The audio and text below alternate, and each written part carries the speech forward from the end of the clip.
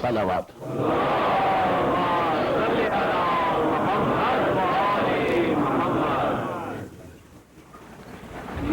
چونکہ کل working day ہے اس لیے آج کی مجلس کو بہت مختصر رکھا جائے گا۔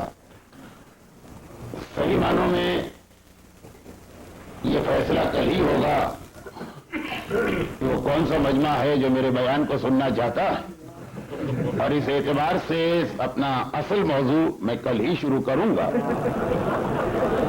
یہ گزارش بھی کر دی جائے کہ میں یہ طریقہ کار اختیار نہیں کروں گا کہ یہاں جو مجلس میں پڑھوں تو جیسا سبت جعفر صاحب پڑھ رہے ہیں میں ویسا ہی پڑھوں، نہیں، جیسا وہ پڑھ رہے ہیں میں اس کے خلاف پڑھوں گا۔ اس لیے کہ کنٹراسٹ میں مزہ زیادہ آتا ہے اور ایک ہی جیسی چیز کے اندر وہ لطف و مزہ نہیں رہتا۔ انہوں نے آج کے کلام میں وہ ساری ذمہ داریاں بتا دی کہ جو ظہور امام کے حوالے سے ہماری ذمہ داریاں ہیں، گھر کے بقول ان کے یہی چیزیں میں بڑا سوکھا منہ بنا کے بیان کرتا ہوں، اور انہوں نے مسکراتے مسکراتے ہنستے ہنستے، لیکن بہرحال پیغام آپ تک پہنچ گیا ہے۔ تو اس حوالے سے جو ہمارا اصل موضوع ہے کہ آخر ہمیں اس غیبت کے زمانے میں خود کیا کرنا ہے، یہ انشاءاللہ اس دن سے شروع ہوگا جس دن برادر محترم کا کلام ذرا سا بدلے گا۔ اب میں وقت کو دیکھتے ہوئے کہ وقت بہت کم ہے، اور جیسا کہ جناب سبت جعفر صاحب کے کلام میں بھی ہوتا ہے اور میرا بھی موضوع یہ ہے کہ وقت نماز چونکہ قریب ہے، اس لیے تھوڑی بہت تاخیر تو گنجائش ہے، یہ برداشت کی جا سکتی، لیکن اتنی زیادہ تاخیر کی نماز کا وقت فضیلت قطرے میں پڑ جائے کہ بہرحال میرے لیے تو ممکن نہیں۔ تو آئیے براہ راست بات کو شروع کیا جائے، اور وہ بات یہ ہے کہ الحمدللہ 25 سال سے زیادہ ہو گئے مجھے یہی ذکر کرتے ہوئے جس کا کل اعلان کیا گیا، جو آج بھی موضوع رہے گا اور آئندہ بھی۔ لیکن اس 25 سال کے عرصے میں تو کوئی بہت چھوٹی مدت نہیں ہوتی، اور اس دوران مسلسل ظہور امام سے ریلیٹڈ تمام احادیث کا مطالعہ بھی جاری رہا، اور اپنے اساتذہ کرام اور بزرگ علماء سے استفادہ بھی کیا جاتا رہا۔ مگر پوری تاریخ کو دیکھنے کے بعد اور اپنے اس 25 سال کے موضوع کو دیکھنے کے بعد مختصر سا جملہ یہی کہا جا سکتا ہے کہ اتنی تیزی کے ساتھ حالات اور واقعات کی تبدیلی اور ظہور امام کی سائنز اور نشانیاں جو اس گزشتہ 6 مہینے کے اندر اندر پیش آئیں، یہ آج تک غیبت کے پورے اس طویل ترین عرصے میں کبھی ممکن نہ ہو سکی۔ میں جتنا تاریخ کو دیکھ رہا ہوں مجھے یہ معلوم ہو رہا کہ اس سے پہلے ہمارے بزرگ اپنی ساری زندگی گزارتے تھے تو کہیں 1 یا 2 نشانیاں پوری ہوتی تھی، اور اسی طرح سے آج سے 10 سال پہلے، آج سے 15 سال پہلے، حتیٰ آج سے 5 سال پہلے 1 سال میں کہیں جا کے 1 یا 2 نشانیاں ہمارے سامنے آتی۔ پہلے 200 سال پہلے یا 300 سال پہلے ایک آدمی اپنی 70 سالہ زندگی میں مشکل سے 1 نشانی کو پورا ہوتے دیکھتا، لیکن ایک دن میں اپنے ایک ساتھی کے ساتھ بیٹھا تھا اور ایسے مذاق میں یہ بات چھڑ گئی کہ ذرا یہ دیکھا جائے کہ پچھلے 6 مہینے کے اندر کتنی نشانیاں ایک دم سے پوری ہو گئی۔ تو 100 سے زیادہ نشانیاں ہمیں اس مختصر سے مطالعے کے بعد ملی ہیں۔ ہم لوگوں کا مطالعہ یہ اسٹڈی بہت لمیٹڈ، علماء کرام تو شاید اس سے بھی زیادہ چیزوں کا مشاہدہ کریں، تو اتنی تیزی کے ساتھ یہ نشانیوں کا پورا ہونا، اور ادھر قرآن کریم کی وہ آیت کہ دیکھو یہ انکار کرنے والے اور کفر اختیار کرنے والے وہ سمجھ رہے ہیں کہ ابھی اس واقعے میں بہت دن باقی ہے، انہم یرونہ بعیدا، وہ لوگ اسے بہت دور کا، بہت بعید زمانے کا واقعہ سمجھ رہے ہیں، اور خالق کائنات کہتا ہے وہ نراہ قریبا، اور ہم دیکھ رہے ہیں کہ یہ کتنا قریب آ پہنچا، اتنا قریب کہ میں اس وقت 2 بالکل متضاد باتیں بیان کر رہا ہوں۔ یہ چھوٹی سی بات اور یہ چھوٹی سی بات تیسری یا چوتھی مجلس کی بات، ایک مجلس کا پورا عنوان اس لیے بنے گی کہ اگر میں بہت مختصر کہوں تو یہ کہوں کہ ظہور ایمان کی ایک بہت بڑی نشانی جو ابھی رہ گئی ہے وہ یہی بات، جس کی فقط آج بنیاد رکھی جا رہی ہے۔ آج یہ تفصیل میں اس لیے نہیں جا رہا ہوں کہ محدود وقت میں بات کو مکمل کرنا اور یہ دیکھتے ہوئے کہ لوگ ویکینڈز میں آ سکتے ہیں، اگلا ویکینڈ جو 2 ایسی شہادتوں کو اپنے ساتھ لے کے آئے گا کہ ہمیں اس دن تو اپنا موضوع بدلنا ہی پڑے گا، اور بھی زیادہ محدود وقت ہو جاتا تو جو لوگ آج آئے ہیں ان کو 3-4 مختلف پیغام دے دیے جائیں، اس کے بعد منڈے سے لے کے فرائیڈے تک ایک ایک چیز کو ذرا تفصیل سے بتایا جائے گا۔ تو خلاصہ یہ ہے کہ چھوٹی سی بات، اور اسے میں 2 مختلف اینگل سے آپ کے سامنے پیش کر رہا ہوں۔ اور جو پہلا حوالہ ہے، میں نے کہا کہ یہ آگے چل کے پورا موضوع بنے گا، اس لیے کہ یہ سب سے اہم نشانی ہے جس کا بھی ہم کو انتظار ہے، اور حالات بتا رہے ہیں کہ بس یہ نشانی بننے ہی والی۔ میں نے یہ نہیں کہا کہ ظاہر ہونے والی ہے، میں نے یہ نہیں کہا کہ پیش آنے والی، کیونکہ ساری نشانیوں یہ نشانی وہ ہے جسے بنایا جائے گا، باقی ساری نشانیاں تو واقعات کے فلو میں خود بخود ہمارے سامنے آئیں گی۔ اب وہ تذکرہ بعد میں، لیکن مختصر سی بات دیکھیے، جو آج سے 100 سال پہلے کا فکشن ہوتا، وقت گزارنے کے بعد وہی ایک حقیقت یا فیکشن بن جاتا۔ آج سے 40 سال یا 35 سال پہلے کوئی دور دور تک نہیں سوچ سکتا، اور کوئی سے میری مراد مدرسوں کی، حجروں کی، مسجد کے حجروں کی یا حوضے میں رہنے والے علماء کی بات نہیں، بلکہ واقعہ بہت ہی پڑھے لکھے اور سمجھدار، بلکہ پڑھے لکھے لوگوں کا مسئلہ الٹا ہوتا کہ جب مسجد کے حجرے میں بیٹھنے والا عالم کوئی حدیث پیش کرتا تو چونکہ ہی اپنے آپ کو بہت زیادہ پڑھا لکھا سمجھتے ہیں، یہ مذاق اڑاتے ہیں اور کہتے ہیں کہ دیکھیے دنیا تو پتہ نہیں کہاں سے کہاں پہنچ گئی، چاند اور مریخ، اور یہ لوگ ابھی تک کنویں کے مینڈک بنے ہوئے ہیں، اور خود ہی نہیں بنے ہوئے، چاہتے ہیں کہ ہمیں بھی کھینچ کر اسی کنویں کے اندر اپنے ساتھ گرا لیں۔ اگرچہ سب سے زیادہ یہ جملہ ریپیٹ کیا جاتا ہے چاند کے حوالے سے، جب عیدیں 1 سے 2 ہوتی نظر آ رہی ہوتی، لیکن ویسے جہاں کوئی ایسی بات ہوئی جو اس پڑھے لکھے آدمی نے سمجھا کہ جی ہم اتنے زیادہ عالم فاضل ہیں، ہمارے علم کے خلاف ہے، اور اعتراض جڑ دیا گیا۔ 30-35 سال پہلے جو فکشن تھا وہ کس انداز سے فیکشن بنا، اور اس میں فقط ایک چھوٹی سی بات، چھوٹی سی نہیں، ایک بہت بڑی بات باقی رہ گئی، کیونکہ اس بات کا تعلق میرے کل سے شروع ہونے والے موضوع سے، ایک پروگرام ٹیلی ویژن پر آتا تھا، اب یہ دوبارہ آ رہا ہے دوسرے انداز سے، لیکن میں بات کر رہا ہوں آج سے 35 سال پہلے، اس مجمع میں جو 40 سال سے زیادہ عمر کے ہیں، اور اگر وہ اس زمانے میں ٹیلی ویژن دیکھا کرتے تھے، اس لیے کہ ٹیلی ویژن کے حوالے سے بھی ہمارے معاشرے میں ایک بہت بڑی ذہنی تبدیلی آئی۔ پہلے واقعہ جو مقدس بزرگ اور مقدس لوگ تھے وہ ریڈیو اور ٹیلی ویژن کو آلات لہو و لعب میں شمار کیا کرتے تھے۔ مجھے نہیں پتا کہ برادر محترم سبت جعفر صاحب کے گھر میں وہ کون سے آلات لہو و لعب تھے جو انہیں اپنے والد کے آنے کے بعد چھپانا پڑتے تھے، لیکن اس میں بہت سارے ایسے آلات لہو و لعب جو حقیقت میں شرعاً آلات لہو و لعب نہیں، لیکن تقدس تھا، جو آج سے پہلے کا جو پاکیزگی نفس تھی اس کے اعتبار سے اس سے بھی گریز کیا جاتا تھا۔ تو مجھے نہیں معلوم کہ آج سے 35 سال پہلے مذہبی گھرانوں کا کیا رواج تھا، لیکن ایک پروگرام اسٹارٹ ٹریک آتا تھا، اب یہ دوبارہ آنا شروع ہوا ہے نئے انداز کے ساتھ، لیکن آج تو اس میں جو کچھ بھی دکھا دیا جائے ہر آدمی اس پہ یقین کر لیتا ہے۔ اس وقت یہ ساری چیزیں کہانی لگتی تھی، ساری چیزیں خواب و خیال کی لگتی تھی۔ اور ابھی میں جب پہلے عشرے کے لیے لندن میں تھا تو ایک برادر محترم نے میرے سامنے باقاعدہ ایک بہت بڑا پرچہ پیش کیا جس میں ایک ایک پوائنٹ لکھا ہوا تھا۔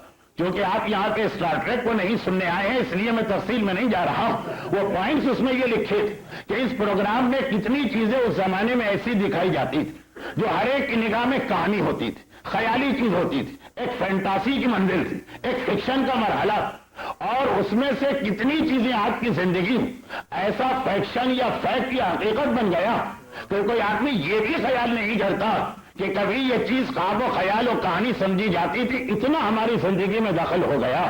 لیکن فقط اس میں سے ایک بات رہ گئی، اور وہ جو بات رہ گئی خدا معلوم یہ اس نوجوان کی ریسرچ صحیح ہے کہ نہیں، اس نے مجھ سے کہا کہ اس کی معلومات یہ ہے کہ یہ بھی ابتدائی مرحلے کے اندر یہ چیز بھی ثابت ہو چکی ہے، فقط پبلک کے سامنے اس کو لانے سے پہلے اس کے حوالے سے کچھ اور ریسرچ کے تجربات ہو رہے ہیں.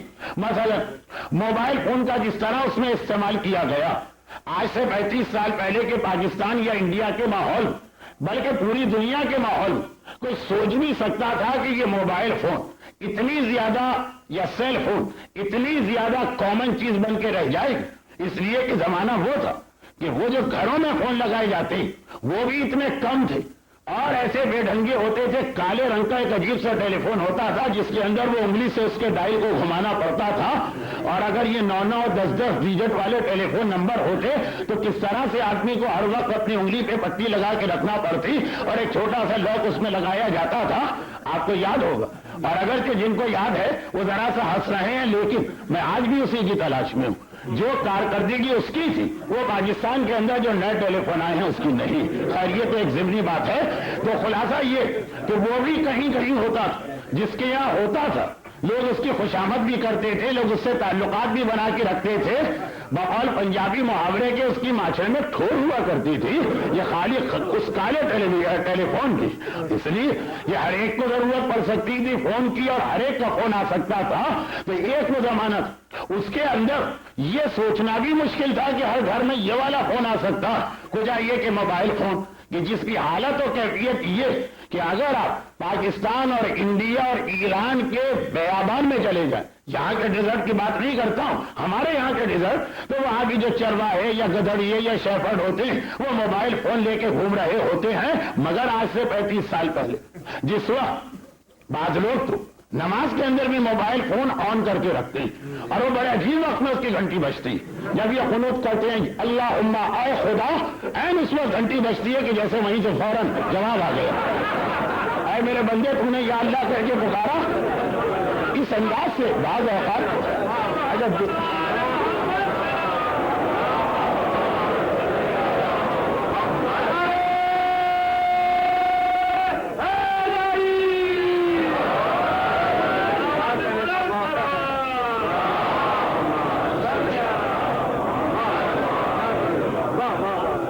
دو پیغام صرف جعفر صاحب قبلہ کے لیے. میں بڑی سنجیدہ گفتگو کرنا چاہ رہا ہوں لیکن مجمع ٹریک پہ نہیں آ پا رہا کیونکہ انہوں نے اس کو ایسا آؤٹ آف ٹریک شروع میں کر دیا تھا کہ میں مسکراتے ہوئے بات کرتا ہوں, مولانا سوزا منہ بنا کے بات کرتے ہیں. اور دوسری بات یہ نقطہ نوٹ کیجئے گا اور آئندہ کسی کلام میں لے کے آئیے گا کہ موبائل فون کے اوپر بھی نعرہ حیدری یا علی اس مجمع میں لگا کرتے ہیں. اس انداز سے سارا مجمع میرے ساتھ ساتھ چل رہا ہے, یعنی میرے لیے تو خوشی کی بات ہے. اب آگے بڑھیے, جلدی سے بات کو مکمل کیا جائے کہ star trek program flat screen television جو زمانے کے اندر جتنے بھی اس کے ماہر تھے انہوں نے کہہ رہے تھے ناممکن ہے. یہ ایسی پیچیدگیاں بتاتے تھے اور ایسے عجیب عجیب الفاظ استعمال کیا کرتے تھے کہ یہ اسکرین کے اندر تھوڑی سی گولائی ہونا تو ضروری, ورنہ کیا الیکٹرون اور پروٹون اور ایکٹرون پتہ نہیں کیا کیا مسئلے لے کے آتے تھے. یہ قیامت آ جائے گی اور دنیا درہم برہم ہو کے رہ جائے گی اور ہو ہی نہیں سکتا. اور اسی طرح کو 40-50 باتیں کچھ تو مجھے بتانا تھی لیکن اب وقت اور زیادہ کم رہ گیا. خاص طور پر جیسے جیسے نماز کا وقت آ رہا میرے اوپر اندرونی طور پہ دباؤ بڑھتا جا رہا.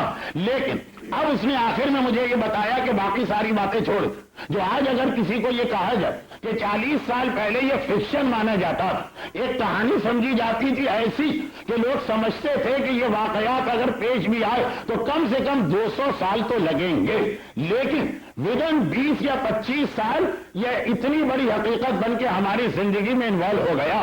اب آخری چیز جو اس میں رہ گئی وہ یہ, اور یہ جن لوگوں نے وہ دیکھا وہ بھی جانتے ہیں, اور ویسے بھی کہانیوں کا موضوع کہ انسان اپنے لباس میں موجود کسی جگہ کوئی ایک ایسا بٹن دبائے گا کہ وہ اپنی جگہ سے کھڑے کھڑے اچانک غائب ہوگا اور اس کے بعد جو اس کا ڈیسٹینیشن اور منزل مقصود ہے وہاں پہ ظاہر ہو جائے گا.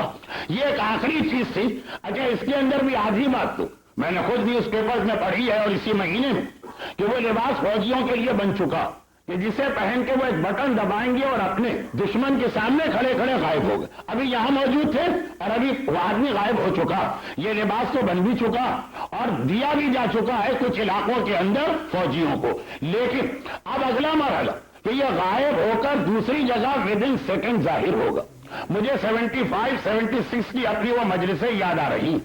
میں اپنی ذاتی زندگی کے حوالے سے ایک جملہ کہوں اگرچہ ڈر رہا ہوں کہ کل اس کے حوالے سے برادر محترم کا کوئی کلام تیار ہوگا کہ کچھ ایسے لوگ بھی ہیں کہ ممبر پہ جا کے اپنا تذکرہ زیادہ کرتے ہیں، امام کا تذکرہ کم کرتے ہیں، لیکن یہ تذکرہ بھی امام کے ذکر کو سمجھانے کے لیے کہ 76 میں جب میں نے پہلی مرتبہ ایک مکمل تقریر، بلکہ 2 تقریریں تھیں، 22 تقاریر کے سلسلے کی آخری 2 تقریریں سیرت چاردہ معصومی، اور اس کے اندر یہ جملہ میں نے کہا تھا جب اس وقت پاکستان سے باہر کے ملکوں کا سفر ویسے ہی خاصا مشکل تھا، اور یہ جملہ کہا تھا کہ جیسے ہی امام ظاہر ہوں گے اور پہلی آواز جبرائیل کی دنیا میں گونجے گی تو کیفیت یہ ہوگی کہ جو مومن اپنے گھر سے نکل گئے، مومنوں سے بھی 2 گروہ ہو جائیں گے، ان میں سے ایک گروہ ہے وہ تو اسی سوچ و بچار و پلاننگ میں لگ جائے گا کہ امام آ تو گئے اور ہمیں امام کے پاس پہنچنا بھی، لیکن انتظامات کرنا ہے، تیاریاں کرنا، کچھ سفر کی تیاریاں اور کچھ اپنے گھر والوں کی ذمہ داریاں،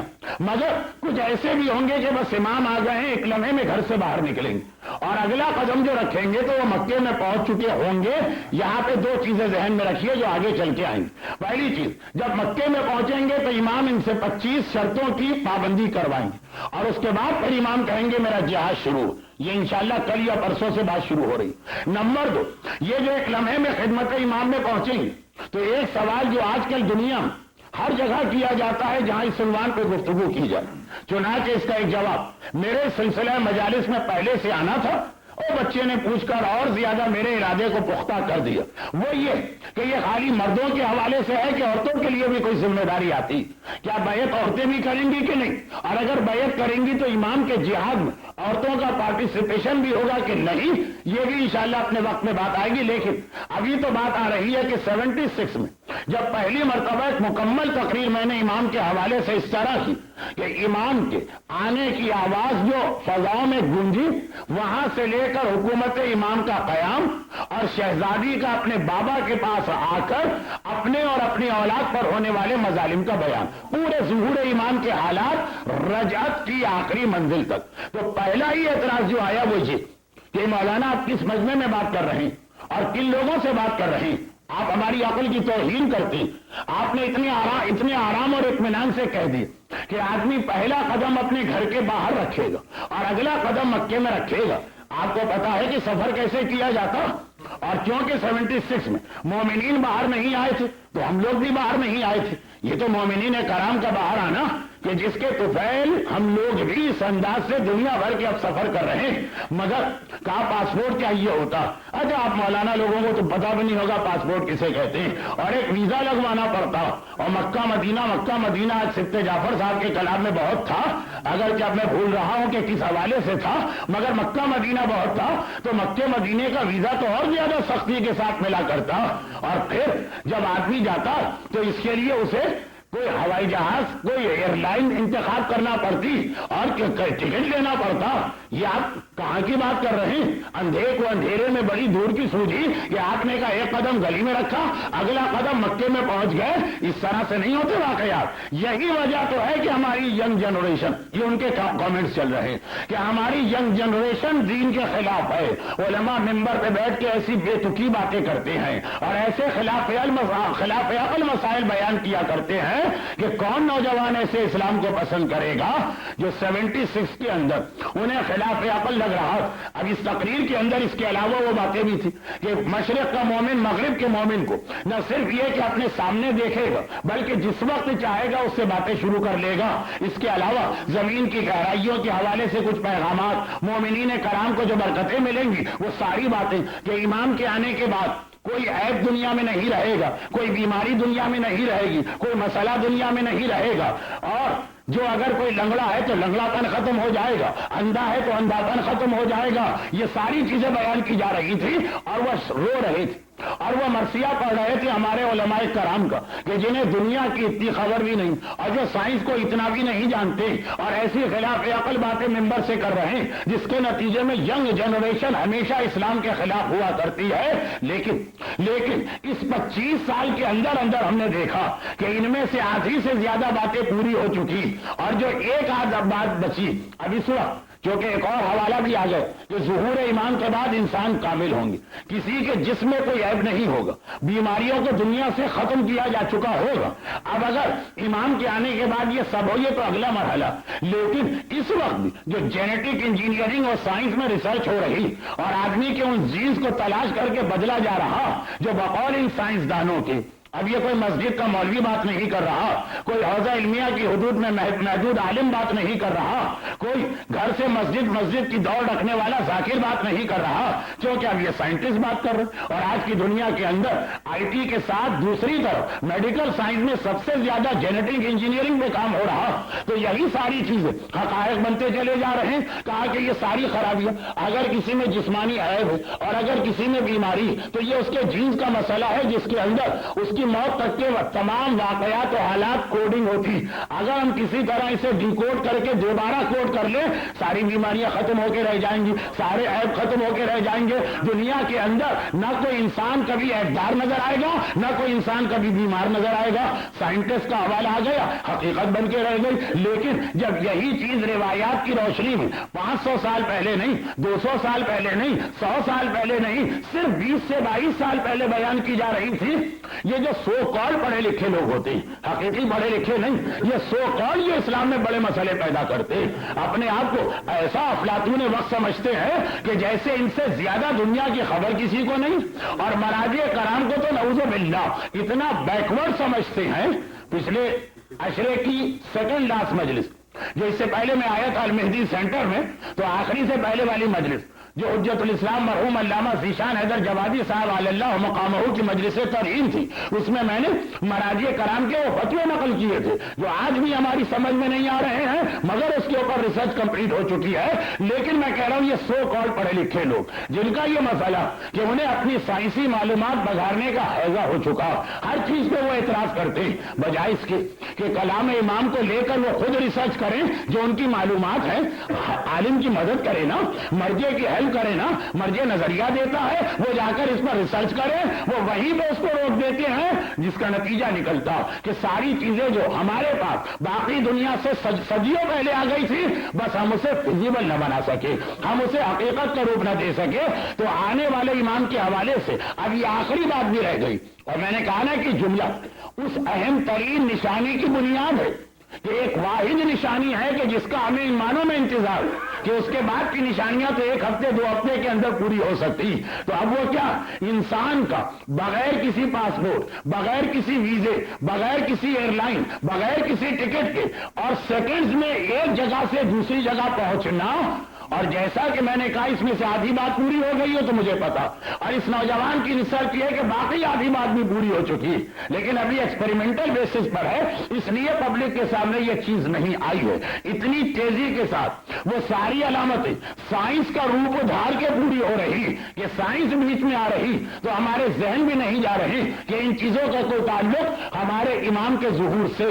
اب وہ ایک جملہ آتا ہی جو ابھی سبت جعفر صاحب کے کلام میں آ چکا، میرا ارادہ تو نہیں تھا اس کے اوپر گفتگو کرنے کا، مگر یہ خیال کر کے کہ کچھ مومنین ذرا نئے بھی آئے تو ایک جملہ زیادہ نہیں، تو یہ یاد رکھیے جب اتنی تیزی کے ساتھ یہ علامتیں پوری ہو رہی تو یہ خیال نہ کیجیے گا، یہ خیال نہ کیجیے گا جو علماء کے بیان سے بھی دھوکہ ہوتا ہے اور اس انداز کے کلام سے بھی ایک دھوکہ ہوتا، کہ خیال نہ کیجیے گا کہ بس امام آ جائے پھر ہمارے سارے پرابلم حل ہو جائیں گے، امام آ جائے پھر تو ہمارے لیے کوئی مسئلہ ہی نہیں، اور اگر امام آ جائے تو ہمارے دشمن جو ہیں وہ سب کے سب مارے جائیں گے۔ دونوں چیزیں غلط، دونوں خیال غلط، پورے غلط نہیں، لیکن بہرحال اس کے اندر کچھ باتیں تھوڑی سی ایسی غلط کہ آج کی مجلس میں تفصیل میں گئے بغیر اشارہ۔ پہلی بات، امام کے آنے کے بعد ایسا نہیں ہے کہ سارے دشمنان اہل بیت، سارے دشمنان اسلام، سارے منکر دین ایک لمحے میں مارے جائیں گے، ایسا نہیں، ایسا نہیں، الٹا ہوگا۔ اور وہ بیعت نامہ جب آپ سنیں گے تو یہ نقطہ ذہن میں رہے تو اس کی ورڈنگ سمجھنا آسان ہو جائے گی۔ ہوگا کیا، ہوگا یہ کہ بہت سارے سخت ترین دشمن امام، بہت سارے سخت ترین دشمنان شیعان حیدر کرار امام کے آنے کے بعد امام کو دیکھ کر ان میں تبدیلی آ جائے گی، وہ دل سے امام کے اوپر ایمان لے آئیں گے، نتیجہ یہ نکلے گا انہیں ہائی اسٹیٹس دیا جائے گا، جو قربانیاں وہ دے رہے ہیں، جس طرح انہوں نے اپنے آپ کو بدلا، اس کے نتیجے کے اندر امام کی بارگاہ میں وہ آگے آگے جگہ پائیں گے۔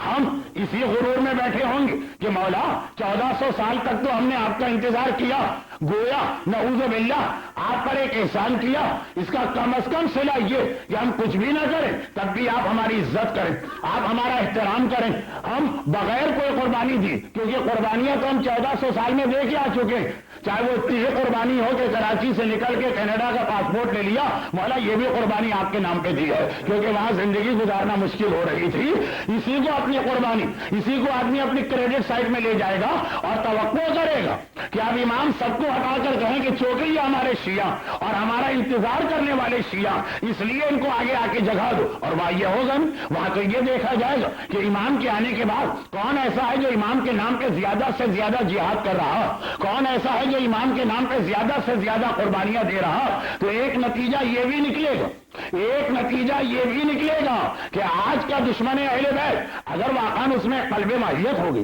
اگر واقعاً اس کا دل اندر سے چینج ہو گیا، اگر اس کے اندر ایک انر چینج آ گئی، تو امام پرانے کینے، پرانے انتقام، پرانے بدلے ان معنوں میں نہیں لیں گے جن معنوں میں قاتلان امام سے بدلہ لیا جائے گا، نہیں، جو اس وقت زندہ ہوں گے، جنہیں اس وقت تک موت نہیں آئے گی۔ فرق ہے، جو آدمی امام کے آنے سے پہلے دشمنی میں مر گیا تو موت کے وقت جو عقیدہ ہوتا ہے اس میں اب کوئی چینج نہیں آ سکتا، جو امام کے وقت زندہ تھے اور انہوں نے اپنا عقیدہ بدل لیا اور سچے دل سے بدلا، وہ فتح مکہ والا فراد نہیں، سچے دل سے بدلا، تو امام نہ صرف یہ کہ ان کی تبدیلی کو قبول کریں گے، بلکہ اگر اس کے بعد وہ زیادہ آگے بڑھ گئے قربانیوں میں، امام ہمارے اوپر ان کو ترجیح دیں گے۔ یہ کہاں سے برداشت ہوگا، یہ کہاں سے برداشت ہوگا؟ نتیجہ یہ ہے کہ وہ عزت پائیں گے اور ہم اس وجہ سے کہ یہ امام نے ہم پر ایک ظلم کیا، آہستہ آہستہ امام کے خلاف ہونے لگیں گے۔ اور یہ بات جیسا کہ میں نے کہا ذرا سی تفصیل طلب ہے، لیکن ذہن میں یہ بات رہے، مجھے معلوم کہ کل مجھے اس کا آدھا مجمع بھی نہیں ملے گا، تو ایسا نہ ہو کہ لوگ یہ مس امپریشن یا فالس امپریشن لے کے چلے جائیں کہ ہر دشمن اہل بیت کو مارا ہی جانا، نہیں، بہت سارے دشمنان اہل بیت ہوں گے جو اس وقت کے حر بن کے ثابت کریں گے، اس وقت کے حر بنیں گے، اور امام بھی وہی احترام ان کو دیں گے جو حر کا احترام تھا۔ اور اسی طرح یہ پہلا خیال، یہ امام آ گئے، وہ وہاں تک ہمارے پرابلمز ہیں، اگر ابھی ہمارے گھر جل رہے ہیں، ہمارے بچے مارے جا رہے ہیں، ہمارے روزگار کے ذرائع اجاڑے جا رہے ہیں، یہ امام کے آنے تک، وہ امام آ جائیں گے اوور نائٹ ہمارے سارے مسئلے حل ہے، ایسا بھی نہیں، ایسا بھی نہیں۔ امام کے آنے کے بعد نعوذ باللہ وقت کم ہے اس لیے بدتمیزی کا جملہ کہہ رہا ہوں، اور اسے آنے والی تقاریر میں ذرا سا ریفائن کر کے سلجھا کے آپ کے سامنے پیش کروں گا، بشرطیہ کہ اس سے پہلے کسی شعر میں مجھ پہ کوئی چھیٹا نہ ہو گیا، تو خیر کب کوشش کروں گا کہ اسے ذرا سلجھا کے آپ کے سامنے پیش کروں، لیکن آج تو بدتمیزی کا جملہ سنی۔ امام کے آنے کے بعد تو ہمارے پرابلمز اور بڑھ جائیں گے، جتنا غیبت کے اندر ہم تھے امام کے آنے کے بعد ہمیں لگے گا کہ ہم تو اور زیادہ انسیکیور ہو گئے، ہمیں ایسا لگے گا کہ ہمارے پرابلم اور بڑھ جائیں۔ یہ ایک امام کے آنے کے بعد ایک انیشیل پیریڈ جس میں انسان میں نے غلط کہا، دوسرے انسان نہیں، صاحب ایمان، بڑا سخت مرحلہ اس کے لیے پیش آئے گا، اور اس مرحلے کے اندر کتنے ہی لوگ ایسے جو ایمان سے نکل کر کفر میں چلے جائیں گے۔ تو کیا ہوا؟ ظہور ایمان کے بعد کچھ دشمنان اہل بیت، سب نہیں، میجورٹی نہیں، لیکن کچھ دشمنی اہل بیت چھوڑ کے امام سے محبت کریں گے، اور امام کے آنے کے بعد بے چینی سے اور بہت ہی زیادہ دل کی گہرائی سے غیبت میں انتظار کرنے والے وہ آج تک ظہور امام کے اگینسٹ ہو جائیں گے۔ یہ بہت بڑی تبدیلی آئے گی، جو اگینسٹ ہونے والے ہیں ان کو چھوڑیں، لیکن سوال یہ پیدا ہوتا ہے کہ ایسا ہوگا کیوں، ایسا ہوگا کیوں؟ اس کے لیے ایک مختصر اشارہ وہ سنی کہ جب امام آئیں گے دو اعتبار سے اس وقت دنیا بڑے کرائسس میں ہوگی۔ نمبر ایک، کھانے پینے کی چیزوں کی شارٹیج، اتنا زیادہ اس وقت قحط کی کیفیت ہوگی دنیا کے ہر علاقے کے اندر، کوئی علاقہ اس سے ایگزمپٹڈ یا مستثنا نہیں ہے۔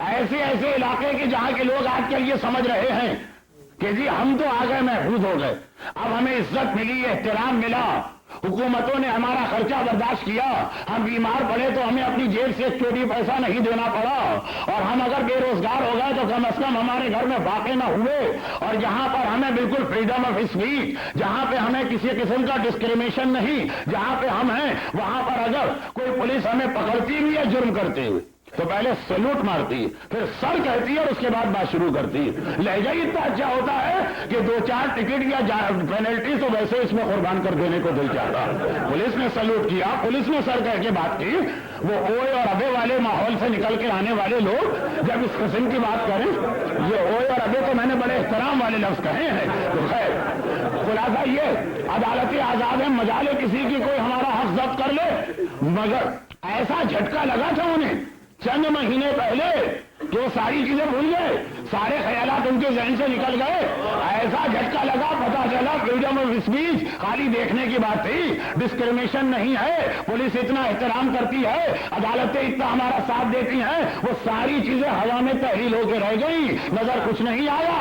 ہو سکتا ہے کچھ عرصے کے بعد حالات ٹھیک ہو گئے، لیکن اس وقت ایسا جھٹکا لگا تھا، ایسی کیفیت تھی کہ میں واقعاً جو میرے پاس اطلاعات ہیں اور ان میں سے ایک علاقے کا تو میں اس وقت دورہ بھی کر کے آیا تھا کہ بدتر سے بدتر حالات میں کراچی میں اس انداز سے ہم اپنے گھر میں نہیں بیٹھے جیسے 15 دن سوائے انتہائی ضروری کام کے، کچھ علاقوں کی بات کر رہا سب کی نہیں، لوگ گھر سے باہر بھی نہ نکلے۔ شاید یہ جھٹکا اس لیے بھی ہو تاکہ جو ظہور ایمان سے ریلیٹڈ ایسی نشانیاں آ رہی جنہیں سن کے یہاں کے لوگ سمجھتے ہیں اچھا یہ انڈیا میں ہوگا اور یہ پاکستان میں یہ نشانی پوری ہوگی، اور ہاں بنگلہ دیش کے لیے یہ نشانی بتائی گئی ہوگی، اور یہ تنزانیہ کے لیے امام نے کہا ہوگا، اور نیروبی میں ایسا ہی ہوتا ہے کہ گاڑی کی کھڑکی پہ ہاتھ رکھے اور آپ کی گھڑی غائب، یہ نشانیاں ہمارے لیے نہیں ہوں گی۔ نہیں، ایک جھٹکا دیا خدا نے، ابھی زیادہ بڑا امتحان نہیں کیا، شاید اسی میں جاگ جاؤ، شاید اسی میں ہوش آ جائے کہ جب حالات بدلتے ہیں تو جنہیں سب سے زیادہ اپنے حقوق میں غرور ہوتا ہے،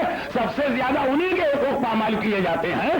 جو رپورٹس ہیں میرے پاس، جو رپورٹس ہیں، اب میں کوئی ضرورت نہیں ہے مجھے زیادہ وضاحت کی، انڈیا اور پاکستان کی جیلوں کے اندر وہ ظلم نہیں ہوئے ہیں جو بعض جگہوں پہ جیلوں میں ہو کے رہ گئے، کیونکہ بہت زیادہ یہ غرہ تھا، بہت زیادہ یہ غرور تھا۔ ہمیں جب دیکھتے تھے تو ہمارے ملک کے لوگ پاکی گئے کہ ہم سے بات کیا کرتے، جب پاکستان آتے ایک انداز بدلا ہوتا ہے نا، چلنے کا انداز، بولنے کا انداز، چنگم بھی ایک خاص انداز سے چبائی جاتی ہے، ہر چیز بدل جاتی ہے، لیکن اب پتا چلا کہ نظام پروردگار ایسا ہے کہ سیکنڈز کے اندر تبدیلیاں آ سکتی ہیں۔ یہ تو چھوٹی بات آئی تاکہ یہ روایتیں جب تمہارے سامنے پڑی جائیں اسے ہنسی نہ سمجھنا، اسے مذاق نہ سمجھنا کہ قحط آئے گا، اور اتنا شدید قحط۔ اب یہ امام اس سے زیادہ کس طرح اس کو سمجھائیں کہ فرماتے ہیں کہ ایک وقت کی روٹی کے لیے غیرت مند باپ، بے غیرت نہیں، غیرت مند باپ اپنی بیٹی کو بازار میں بیچنے کو تیار ہو جائے گا، میری بیٹی لے کے جاؤ ایک وقت کی روٹی دے دو۔ یہ امام کے ظہور سے جسٹ بفور کی کیفیت۔ اور میں پھر کہتا ہوں کہ 2 سال پہلے جب میں نے کہیں اس کو پڑھا تھا اور پچھلے سال جب کہیں میں نے پڑھا تھا، مجمع کی بات تو چھوڑیے، پڑھنے والا بھی یہ سمجھ رہا تھا، ابھی تک تو میں آپ کی بات کر رہا تھا، میں سمجھ رہا تھا کہ یہ نشانی ہمارے ملکوں کے لیے تو بالکل صحیح، لیکن باقی ملکوں کے لیے صحیح نہیں۔ 1 سال پہلے تک ہماری حالت، ہم خود پڑھنے والا بھی یہ خیال کر رہا ہے اس کا کوئی تعلق باقی دنیا سے نہیں، مگر جتنی تیزی سے حالات بدلے۔ اور کہا دوسری بات، دشمنان اسلام اس وقت اتنے عروج پر ہوں گے اور اتنی ان کے ہاتھ میں پاور ہوگی کہ جگہ جگہ مسلمانوں کا خون اس طرح بہ رہا ہوگا کہ جب امام آئیں گے تو گھٹنوں کا خون ہوگا جس میں سے امام کراس کر کے آگے بڑھیں گے، اور یہ خون صاحبان ایمان کا ہوگا، یہ خون پیغمبر کے کلمہ پڑھنے والوں کا ہوگا۔ یہ عجیب کیفیت جس میں امام آئیں گے، اور یہ 2 باتیں بتائیں، دیکھیں 2 ہی مسئلے بہت بڑے، جان کی سلامتی اور روزگار کی سلامتی، یہ 2 بڑے مسئلے۔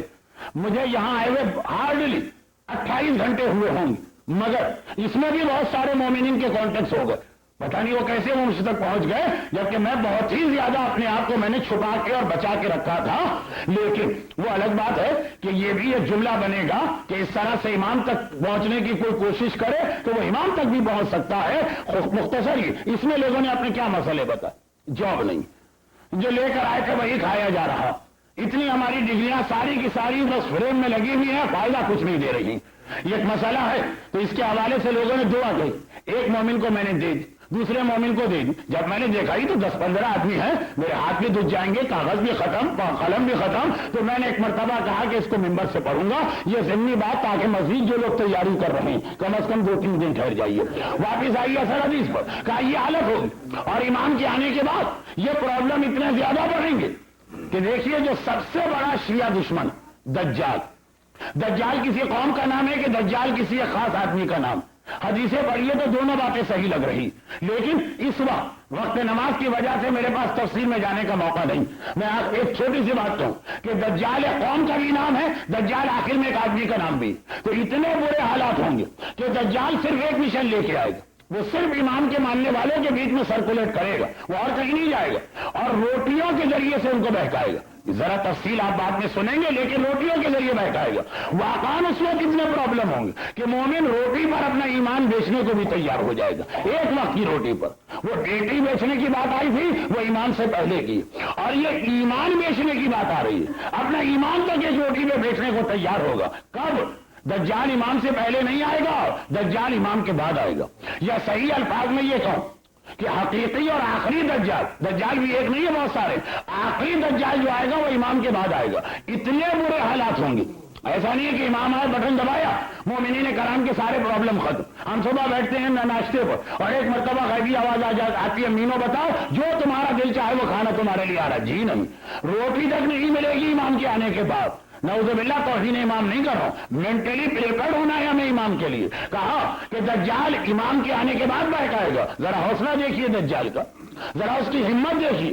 غیبت میں بہکا تو سمجھ میں آتا ہے کہ لاوارث کو, یتیم کو, بے سرپرست کو, بے والی کو ہر آدمی مس گائیڈ کرنا چاہتا, مگر جن کا والی اور سرپرست ظاہر ہو گیا اور ان کی آنکھوں کے سامنے, دجال ایسے لوگوں کو بہکائے گا. اور عجیب بات یہ ہے جو غیبت میں اس کے ہاتھ نہیں پھنسیں گے, ظہور کے بعد پھنس جائیں گے. تو کیا مطلب کہ یہ مت سمجھیے کہ امام کے آنے کے بعد سارے دشمن مارے جائیں گے, اور یہ نہ سمجھیے کہ امام کے آنے کے بعد منٹوں میں ہمارے پرابلم سالو ہو جائیں گے. جینے ٹائم لگے گا.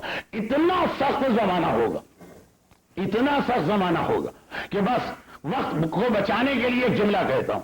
جب امام غیبت میں جا رہے تھے, غیبت جب اسٹارٹ ہوئی تھی, روایتوں میں یہی تو ہے نا کہ جس طرح غیبت اسٹارٹ ہوئی تھی اسی طرح غیبت ختم ہوگی. غیبت کی اسٹارٹنگ اور غیبت کی فنیشنگ ایک جیسی. اور غیبت جب اسٹارٹ ہوئی تھی اس وقت اتنا بدترین زمانہ تھا کہ جناب نرجس خاتون نے اپنے شوہر سے کہیں یہ سن لیا. جناب نرجس خاتون اور ان کے شوہر یعنی ہمارے 11ویں امام, امام حسن عسکری علیہ الصلوۃ والسلام, وہ 11ویں امام ابھی ہیں, ابھی غیبت شروع نہیں ہوئی, فقط سن رہی ہیں اپنے شوہر سے کہ جیسے ہی ان کے شوہر شہید ہوں گے, اور بہت قریب آ رہی ہے وہ تاریخ ربیع الاول, تو اس کے بعد غیبت شروع ہوگی. اور اتنے مشکل حالات ہوں گے غیبت کے اسٹارٹنگ. میں تفصیل میں نہیں جا رہا, صرف ایک جملہ کہوں گا تاکہ اس کو جب آپ اس حدیث سے ملا کہ جو غیبت کا اسٹارٹنگ ہے وہی غیبت کا اینڈ ہے, تو سمجھ میں آئے کہ وہ کتنے مشکل حالات. نرجس خاتون نے جب سنا کہ غیبت کے اسٹارٹنگ پر کتنے برے حالات ہوں گے, اپنے شوہر سے گھبرا کے ایک سوال کیا کہ اگر میں ان حالات کی وجہ سے خدا سے اپنی موت کی دعا مانگوں تو غلط اور حرام تو نہیں؟ 11ویں امام نے کہا نہیں. جناب نرجس خاتون نے پروردگار سے دعا مانگی, اگرچہ یہ دعا اس انداز کی ہے جیسے انڈیا اور پاکستان کی عورتیں مانگا کرتی تھیں. پاسٹ ٹینس میں نے استعمال کیا. جیسے کسی خاتون نے پوچھا اپنے اسٹوڈنٹ سے بتاؤ کون سا ٹینس ہے کہ میں خوبصورت ہوں, کا پاسٹ ٹینس ہے. تو خیر بعض عورتوں کے لیے یہ ہمیشہ پاسٹ ہی رہتا.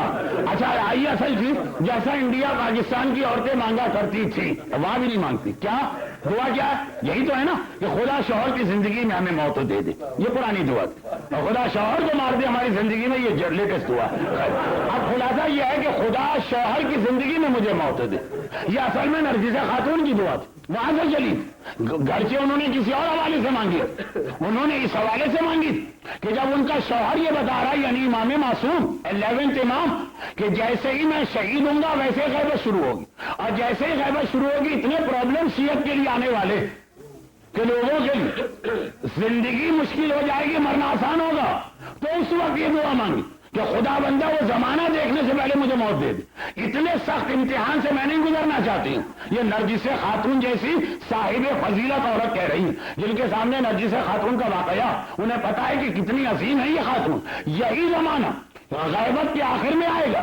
اتنا مشکل زمانہ ہوگا کہ انسان کے لیے زندہ رہنے سے مر جانا بہتر ہوگا. تو یہ ذہن میں پہلے سے ہو، تاکہ انسان اگر اینٹی کلائمیکس کو دیکھے کہ ہم تو سمجھ رہے تھے کہ امام کے آتے ہی ہمارے سارے دلدل اور پریشانیاں دور ہو جائیں گی، پرابلم سالو ہو جائیں گی، دنیا جنت بن جائے گی، دیکھے گا کہ ایسا نہیں ہوا تو معلوم ہے وہ کیا سمجھے گا؟ یہی ہمارا دشمن سمجھانا چاہے گا. اسی وجہ سے اسٹار ٹریک کی ایک بات پہلے کمپلیٹ چھوڑا گیا، اور یہی آگے چل کر ایک وہ نشانی بنے گی جس کا مجھے انتظار ہے کہ یہ کب پوری ہو رہی. دشمن یہ ہم کو سمجھائے گا. کیا سمجھائے گا؟ کہ یہ وہ امام ہی نہیں، کیونکہ امام تو وہ ہیں جن کے بعد پریشانیاں دور ہو جائیں. ان کے بعد تو پریشانیاں دور نہیں ہوں. تو 2+2 کو جمع کرے کیا نتیجہ نکلا؟ امام کے آنے کے بعد پریشانیاں دور ہوں گی. یہ مومن سوچ رہا، یہ حدیثوں میں نہیں آیا. اور یہ وہ آئے ہیں امام جن کے بعد پریشانی دور نہیں ہوئی. رزلٹ نکلا یہ وہ امام ہی نہیں. بھائی یہی دشمن بھی سمجھانا چاہے گا. یہ ذہن میں خیال آ بھی گیا. کیوں آ گیا؟ اس لیے کہ ساری زندگی یہ سنتے اور سمجھتے رہے. تو پہلے سے تیار رہیے کہ امام کے آنے کے بعد ہمارے پرابلمز اور بڑھ جائیں گے. اور بہت ہی بھونڈی مثال دے رہا ہوں، وقت نہیں، آپ کی طرف سے پرابلم نہیں، آپ کے گرمی میں بھی، اور اتنے توجہ سے سن رہے ہیں. میرے لیے وقت نماز پرابلم ہے تو چھوٹی سی بات. اسی لیے میں بار بار کہتا ہوں کہ ظہور امام کے لیے تڑپنے والے جو ظہور امام کے لیے دعا مانگتے ہیں، پہلے ایک مرتبہ سوچے کہ ہم دعا کیا مانگ رہے ہیں. اگر واقعا پھر بھی یہ دعا مانگنے کو دل جائے، سوچنے کے بعد مانگے، بغیر سوچے نہیں. نعوذ باللہ ظہور امام ناول نہیں ہے کہ مثلا آپ نے کوئی ناول اٹھایا، شروع کیا، 10 پیج 15 پیج 20 پیج پڑھے، بورنگ لگا، آپ نے بند کر کے رکھ دیا کہ نہیں پڑھنا. ایسا نہیں ہے کہ آپ نے کہا اچھا ابھی امام کو بلا لو، پھر دیکھا بھائی یہ تو اس طرح نہیں ہے جیسے ہم چاہ رہے ہیں، تو کہا مولا چلے جائیں. نہیں، وہ جائیں گے نہیں. ایک دفعہ آ گئے پھر نہیں جائیں گے. ابھی تمہاری مرضی ہے. کچھ چیزیں ایسی ہوتی ہیں ابھی آپ کے کنٹرول میں ہیں، لیکن ایک بات، جیسے منہ سے نکلی ہوئی بات، کمان سے نکلا ہوا تیر، یہ پرانی مثالیں تھیں. آدمی کا نکلا ہوا پیٹ، پھر کچھ بھی کر لے، سلمک سینٹر اور ڈائٹنگ اور یہ دوا، پیٹ نکل آیا واپس نہیں جاتا. وہ ٹوتھ پیسٹ کی ٹیوب سے نکلا ہوا پیسٹ ایک بار نکل آیا، اس کے بعد واپس نہیں جاتا. تو سمجھ لیجئے کچھ چیزیں ایسی ہیں جو پوری کرنے پہلے وہ کام کریں تو پہلے سوچنے کے کیا کرنے جا رہے ہیں. یہ ناول نہیں ہے کہ پسند نہیں آیا رکھ دیا آپ نے کہ نہیں لینا. نعوذ باللہ. فلم ایسی ہوتی، ہم نے فلم لگائی VCR میں یا DVD میں یا جو بھی چیزیں، اور ہم نے دیکھنا شروع کی، 10-15 منٹ دیکھا، مزہ نہیں آیا، بس آپ نے بند کیا، ایجیکٹ کا بٹن دبایا، باہر نکلی فلم، واپس کر دی، ختم بات. ظہور کو یہ نہ سمجھیے کہ اگر مزہ نہ آیا تو پیسے واپس. نہیں، ایسا نہیں ہوگا. ایک ابھی آپ کی مرضی، ابھی آپ ڈیلے کرائیں ظہور کو، ابھی آپ کہہ دیں کہ مولا یہ جو ہے ابھی ہم کو سوچنے کا وقت دیجیے کہ ہمیں آپ کی ضرورت بھی ہے کہ ضرورت نہیں ہے. لیکن ایک بار ظہور ہو گیا پھر تو چاہے آپ چاہیں کہ نہ چاہیں، یعنی یا امام کا ساتھی بننا پڑے گا، فاقہ زدہ اور خون کے سمندر سے گزرنے والا، اور یا امام کا دشمن بننا پڑے گا جس کی گردن پہ امام کی تلوار ہوگی. وہاں تیسرا کوئی چوائس ہی نہ ہوگا. یہ بھی چوائس نہیں ہوگا کہ مولا چلے جائیے، جہاں 12 سال نہیں آئے تو 10 سال اور نہ آئیے گا. اور نہ یہ چوائس ہوگا اچھا مولا، نہ آپ کا ساتھ دیتے ہیں نہ آپ کے اگینسٹ جاتے ہیں. یہ چوائس بھی نہیں رہے گا. تو پہلے سوچیے کہ امام کے آنے کے بعد ہمارا امتحان کیا. اور اس کی ایک بہت مختصر سمری وہ بیعت نامہ امام نے گویا خود ہی 25 باتیں ایک ساتھ جمع کر کے رکھ دی کہ الگ الگ مجلسوں میں سمجھانا نہ پڑے، ایک ہی جگہ پہ سن ساری چیزیں. دیکھیے بعض اوقات بہت آسانی ہوتی، جیسے لندن میں ہم لوگوں کو بہت آسانی ہے، پتہ نہیں یہ انہوں نے پلاننگ سے کیا کہ ویسے جتنے ٹورسٹ اٹریکشن ہے سب انہوں نے 1 کلومیٹر کے اندر رکھ دیے کہ زیادہ گھومنا پھرنا، زیادہ دوڑ دھوپ نہ کرنا پڑے، ساری چیزیں ایک ہی جگہ پہ مل جائے. امام نے بیعت نامے میں ساری باتیں رکھ دی. پہلے بیعت نامہ سنو، پھر غور کرو امام کو بلانا ہے بھی کہ نہیں بلانا، یہ سمجھ کے اس کے بعد دعا کرنا. اب وہ کیا چیز ہے؟ اشارہ تو آپ نے سن لیا، مشکلات. مگر جو آخری جملہ میں نے کہا بس اسی سے رکھتے مسائل. بار بار ایک جملہ سنی کہ امام کے آنے کے بعد یہ پاسبل بھی نہیں ہوگا کہ آپ کہیں کہ اچھا مولا ہم آپ کو واپس تو نہیں کرنا چاہتے، آپ کے دشمن بھی نہیں بننا چاہتے، لیکن آپ کی فوج سے ایگزمپٹ بھی ہونا چاہتے ہیں. نہیں، یہ 2 امام ایسے ہیں. ویسے حقیقت میں تو ہر امام ایسا، مگر ہمارے سامنے یہ 2 مثالیں ایسی ہیں جو ایگزمپشن کسی کو نہیں. ایک ظہور امام کے بعد لشکر امام، یا جوائن کرو اور یا امام کے مخالف کے لشکر کو جوائن کرو. بیچ کا کوئی راستہ نہیں. نیوٹرل رہنے کی گنجائش امامت میں ویسے ہی نہیں ہوتی ہے, یہاں اور زیادہ نہیں. اور دوسرا کربلا کا واقعات, وہاں بھی یہ نہیں چلتا کہ مولا یقیناً آپ کے دشمن کو تو ہم ساتھ دے ہی نہیں سکتے, مگر اس طرح سے آپ کا ساتھ دینا بھی مشکل ہو رہا. دشمن کا ساتھ دیں تو ایمان جاتا, لیکن آپ کا ساتھ دیں تو جان جاتی ہے اور یہ پرابلم فیس کرنا پڑتے ہیں. تو ذرا نیوٹرل رہنا تھا. جی نہیں, کربلا میں بھی کسی کو نیوٹرل بیٹھنے کی اجازت نہیں تھی, یا ادھر آ جاؤ یا ادھر آ جاؤ. حسین آخری وقت تک کہتے رہے حل من ناصرین ینصرنا. نیوٹرل کوئی نہیں ہے, وہی زمانے کا امام کہے گا وہی حسین کہہ رہے. اور ذرا حسین ہی کو دیکھ لے, زمانے کا امام بھی سمجھ میں آ جائے گا. حسین آج ہمارے لیے کہنا آسان ہے, یا لیتنی کنتو معکم, اے کربلا والے حسین کاش میں تیرے ساتھ ہوتا. مجھے خود بھی پورا سیٹسفیکشن نہیں ہوا. 45 منٹ تو مجلس ہی نہیں ہے, بلکہ 50 ہو گئے, 55 ہو جائیں گے آخر مصائب تک. یہ میں بتا دوں, تقریباً 55 منٹ ہو جائیں گے. لیکن نماز کا وقت آئے گا, آدھا گھنٹہ ہو گیا کہ نوحہ خانی بھی باقی. اس سے زیادہ میں آپ کو زحمت میں نہیں ڈال سکتا, ثواب سے نہیں روک سکتا. خلاصہ کہ کہنا آسان ہے یا لیتنی کنتو معکم. اور یہ بات ابھی جو آپ نے سنی کہ امام کے آنے کے بعد پرابلم بڑھیں گے, کچھ لوگوں کو اس سے اختلاف بھی ہوگا کہ یہ کیا.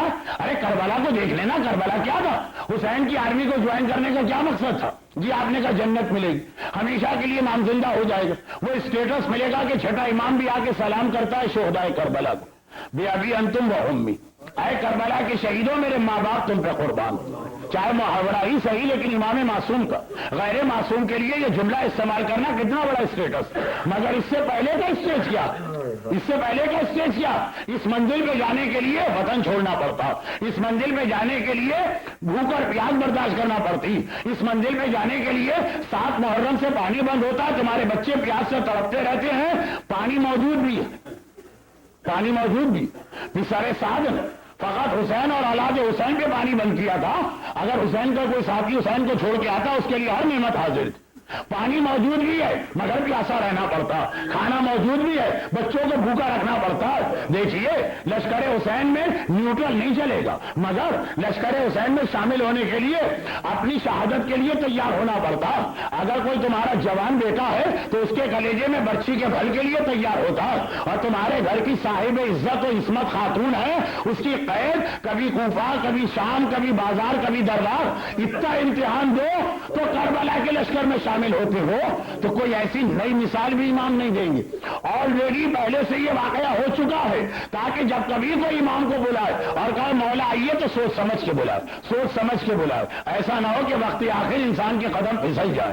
ایسا پھر وہاں واپسی کی گنجائش نہیں ہے. کربلا والے ہمیں بتا رہے ہیں کہ امامت جب اس منزل پہ آ جائے کہ ذوالفقار نیام سے نکال لے, تو اس کے ساتھیوں کو پہلے کتنا سخت امتحان دینا پڑتا ہے. اور خالی عام ساتھیوں کو نہیں, گھر کی خواتین کو بھی. یہ میرا جملہ نہیں ہے, یہ میرے مولا سجاد کا جملہ. مولا سجاد منہال کوفی جیسا عظیم صحابی کہہ رہا. مولا سجاد آپ کے گھر والوں کی شہادت کو تو 30 سال ہو گئے, 30 سال پرانا واقعہ اب تک آپ رو رہے ہیں. کہا منہال, کیا تو نے قرآن میں یعقوب و یوسف کا واقعہ نہیں پڑھا؟ یعقوب کا فقط ایک یوسف, وہ بھی مارا نہیں گیا تھا, فقط آنکھوں سے پوشیدہ ہو گیا تھا. تو اتنا روئے کہ وہ عزت آئی نہ ہو, وہ ہوا قضیم. قرآن کہتا ہے اگرچہ وہ غصہ اور غم برداشت کرنے والے تھے, آنکھیں سفید ہو گئی. میں نے تو اپنے 18 یوسف کربلا کی جلتی ریتی پہ دیکھے. منہال گھبرا گئے. جواب میں نے کل دے دیا تھا, لیکن مولا سجاد نے جواب نہیں دیا. منہال گھبرا گئے. کہا مولا مگر گھر والے تو شہید ہوئے, شہادت تو ایک بڑا رتبہ, شہادت تو ایک بڑی فضیلت. مولا نے دیکھا تفصیل میں جانے کا وقت نہیں. کہا کہ اگر میں تیری بات مان بھی لوں کہ شہادت ایک بڑا رتبہ ہے, پس نہ رو, تو یہ بتاؤ بہنوں اور پھوپھیوں کا ننگے سر بازاروں اور درباروں میں جانا. ارے سجاد, کلیجہ خون بن کے آنسوؤں سے کس لیے ٹپک رہا ہے؟